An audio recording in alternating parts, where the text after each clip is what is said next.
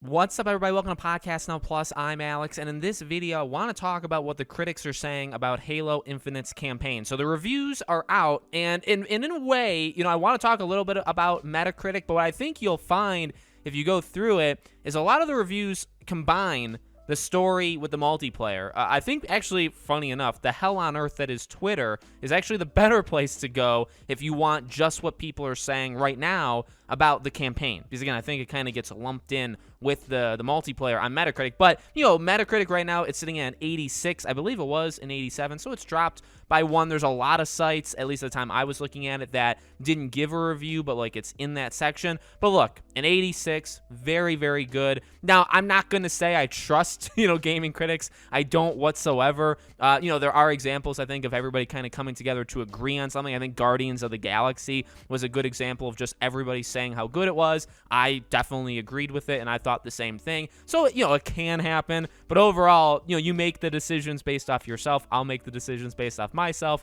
And that's how, I've always tried to, what I have always tried to preach to you guys. But an 86 is definitely good. Really awesome for Xbox to close the year with Forza Horizon 5, and then Halo Infinite just killing it and doing really well. But again, and that's why it's a little odd, because it's an 86, but a lot of the reviews, if you just read some of the reviews on Metacritic, or at least what they take, they'll say solid stuff about the story, but not the greatest. And then they'll say, well, the multiplayer is really good. And it's well, is that how you got to your 8 to a 9 to a 10 score? Because the multiplayer, because then that doesn't tell me much about the story. But again, there is a lot being said about the story, and it's what I want to talk about, for a couple minutes in this video.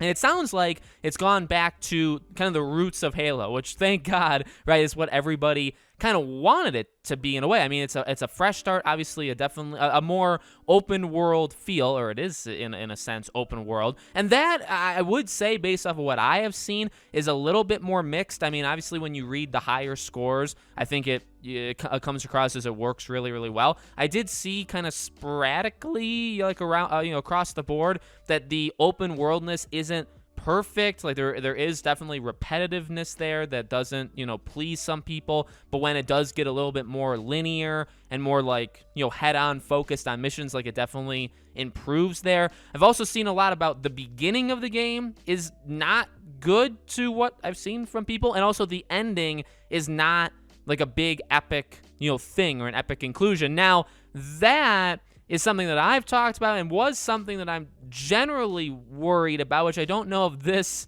what's happened here with the reviews have really calmed me down. Not that I'm freaking out about it, but in terms of this is a game that is supposed to last a long time, right? This is the Halo game for the next 5 to 7 years. And so you could probably imagine not just multiplayer being, added on to over the next half decade, but also the story through DLC, or maybe almost a story part 2. You never know, a story part 2. You really don't know what they could do, and it sounds like that could happen. You know what I mean? Because it's the story doesn't end on a grand scale thing where it's well, maybe they just add. In fact, a lot of people were saying that in terms of even enemy classes and the main villain, there's more that you can do there. So that does worry me a little bit, because that, again, it's not sequel baiting, but it's more this generation's version of that, with these live service games, or games that are supposed to last a long time, where it's not a one and done, you get in and you experience it all day one for what it's supposed to be. It's more well, you get, and that's kind of the point for what I see about Halo Infinite. The mechanics, the fundamentals are perfect, just like the multiplayer, really. You know what I mean? The shooting, the moving around. Master Chief seems really, really solid in this game as well. Cortana is much better, right? These are all things that I'm seeing online, but the fundamentals are extremely, extremely good.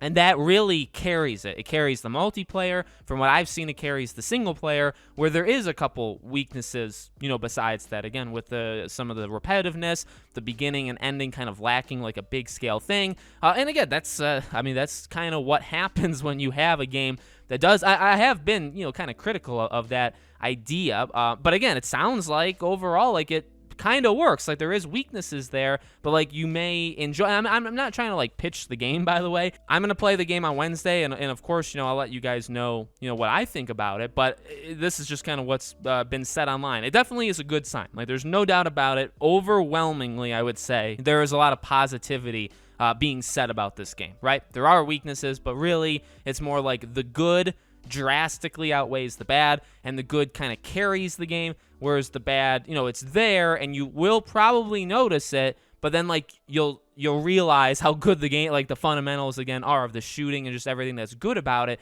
where you may forget it, where you may forget the bad. So I mean, I think it does leave a little wiggle room where it's like people could play it. And I feel like there's two ways it can go. Like, the first way is people can play it, and they really will just fall in love with all the best stuff, and they'll focus on even the weaknesses of the game seem like they're better than the other two, the other two that 343 has done. So you may look at it as a comparison where it's like, well, the weaknesses are all better than they were before, and then the good is better than it's ever been. So therefore, the game is fine. Like, I'm not even going to worry about it. I'm just going to have fun.